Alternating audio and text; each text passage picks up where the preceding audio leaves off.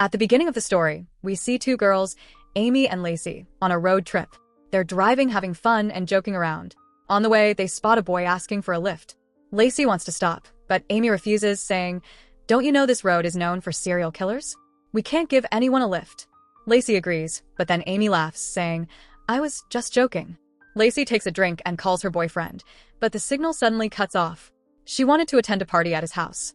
As they continue driving, they chat about their personal lives. After a while, they reach a fork in the road and don't know whether to go straight or left. Their phone signals are gone, so the GPS isn't working. Lacey suggests taking the left turn. Amy agrees and drives left, passing a sign that reads Devil's Pass. They've traveled quite far when they see a tow truck carrying a wrecked car. It's right in front of them. They try to overtake it, but the truck doesn't let them pass. After following it for a long time, Amy speeds up and finally overtakes it. Soon, they realize their car is running low on gas, so they stop at a gas station. Lacey heads to the restroom while Amy waits. Just then, the same tow truck pulls in, making Amy a little uneasy. A gas station worker approaches and compliments Amy's car. She asks him to fill the tank. Curious, she tries to see who's inside the truck, but strangely can't get a clear look. As the worker washes the car, Amy gets a signal and calls her boyfriend. She had doubts about him and wanted to check what he was up to. Meanwhile, the worker opens the car's hood to check the oil. Lacey returns, and they notice the truck driver sitting inside, watching them. After paying the bill, the worker warns them that their car is low on oil, which could cause engine problems. Lacey tells Amy, "Let's leave before that truck does, or he won't give us space again." Amy decides they'll change the oil at another station, and they drive off. Not long after, the same truck overtakes them. Then, the driver signals them to overtake him. Lacey insists they do it before he changes his mind. But just as they try, another car appears from the front. Amy quickly swerves, avoiding an accident. They barely escape death. Confused and scared, they wonder why the truck driver is messing with them. Lacey says, "He's doing this on purpose. Maybe he wants to kill us." She asks Amy to speed up so she can read the wrecked car's number. Amy accelerates and they see it, but there's no signal to call the police. Determined, furious, Lacey throws a bottle at it and shouts at the driver before they speed away. Exhausted, Lacey decides to rest. Meanwhile, Amy notices something. The same truck is coming up behind them fast. Amy signals the driver to pass, but instead, he slows down. She doesn't understand what he wants. She tries to overtake him again, but he blocks the way. This cat-and-mouse chase continues for miles. Ahead, Amy sees two turns and quickly takes a different road, hoping to lose him. But somehow, she ends up right in front of the truck again and swerves back to the main road. She speeds up, thinking she's finally lost him, but the truck is still chasing them, full throttle. Suddenly, Amy spots two children playing in the road. She slams the brakes, barely stopping in time. They've reached a restaurant. Shaken, they park and go inside to eat. To their shock, the same truck arrives. Amy whispers, "He took a different route. So why is he here?" She remembers seeing his shoes at the gas station, so she checks the shoes of the people inside, looking for a match. She spots a man wearing the same shoes, but he walks out and gets into another car, driving away. Then, she notices another man staring at them. He's wearing the same shoes too. Amy keeps watching him closely. Amy walks up to the man and yells, "Why were you following us? What's your problem?" But the man looks confused, not understanding anything. Everyone in the restaurant stares at Amy. Suddenly, Lacey attacks him. The man gets angry and grabs Amy, but she shouts at him to let go. He finally leaves. Amy sits in the restaurant, watching him. He walks toward the truck, but instead of getting in, he enters a car parked beside it and drives away. Amy and Lacey's hearts race. If he wasn't the truck driver, then who was? Just then, they see the truck staring at them before driving off. Lacey rushes outside, chasing it on foot, but it doesn't stop. Frustrated, she gets back in the car and they drive away. For a while, the truck is nowhere in sight. Then they spot a trolley car up ahead.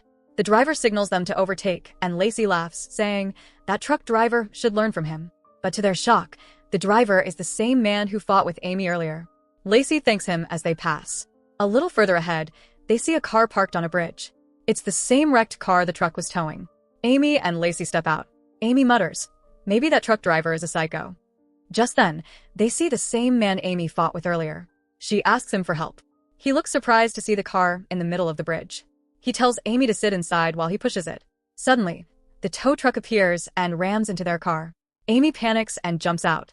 Lacey shouts, "We need to get out of here." The man, now frightened, asks, "Who the hell is this lunatic?" Lacey speeds off, but soon, they see the truck chasing them again. Amy floors the gas, but suddenly, their car's tire bursts, forcing them to stop. The truck approaches fast. They brace for impact, expecting it to crash into them, but instead, it swerves and drives away. Amy quickly starts changing the tire, but then they see the truck returning. Without a second thought, they abandon the car and run. While running, Amy trips and hits her head on a rock. When she regains consciousness, Lesley is gone. Frantic, she searches for her and finds blood on the road, as if someone dragged her away. Amy is sure the truck driver took her. She jumps into the car and speeds off, determined to find them. She tries calling the police, but there's no signal. A little further, she spots the tow truck parked by the side of the road. She gets out and calls for Lesley, but there's no response. Suddenly, the truck starts moving. Amy shouts at it to stop, but it keeps going. She rushes back to her car, but before she can drive off, the truck reverses toward her, trying to tow her car. Thinking fast, Amy steers off the road, hiding deep in the trees where the truck driver can't see her. After a while, the truck leaves. From her hiding spot, Amy sees a telephone booth. She rushes to call for help but finds it's out of service. Disheartened, she returns to her car, deciding to wait until nightfall. Exhausted, she rests inside. Suddenly, Lesley jumps in, furious. "You're so selfish. You left me to die." Shocked, Amy stammers, "I thought the truck driver took you."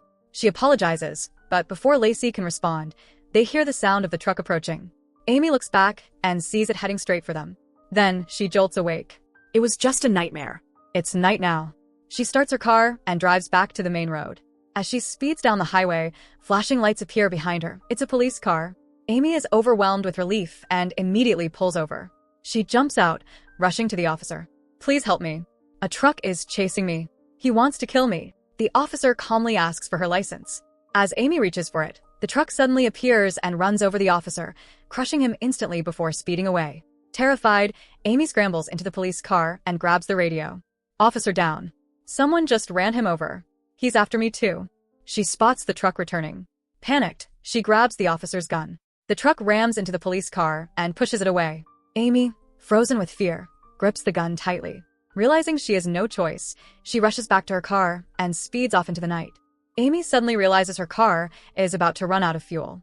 She quickly reaches a gas station and asks the worker to fill the tank. While waiting, she heads to a phone booth to call the police. Just then, she sees a truck speeding toward her. She jumps out of the booth just in time as the truck smashes into it, destroying it completely. Amy rushes back to her car and speeds away, but the truck keeps chasing her. However, this wasn't the same truck.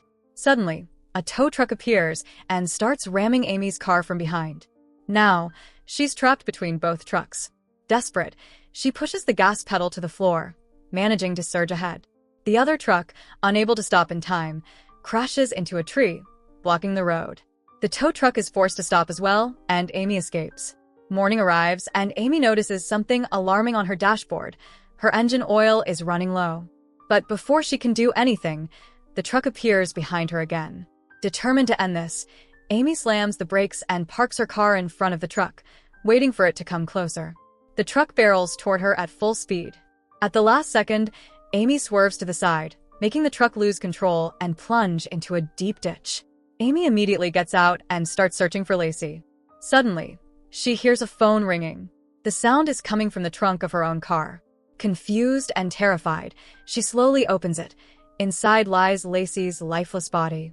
The horrifying truth hits Amy. The truck driver had already killed Lesley and stuffed her in the trunk. Rage fills her.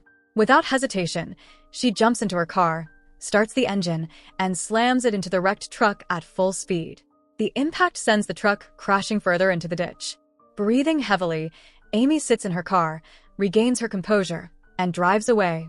And with this, the intense movie comes to an end. So that's it. Hope you enjoy the story. Subscribe and press the bell icon for more videos.